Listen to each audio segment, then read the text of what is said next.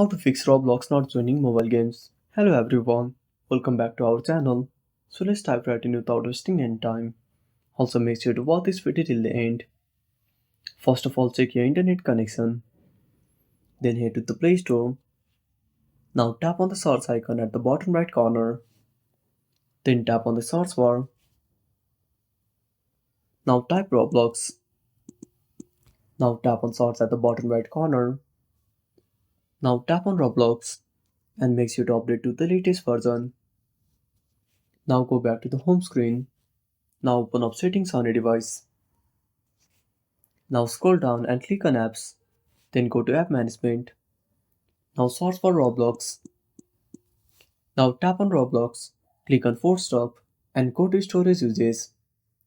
Now tap on clear cache. Now simply restart Roblox. I hope this should fix the issue. And that's it. Thanks for watching. Make sure to subscribe our channel and hit the bell icon. See you in the next video.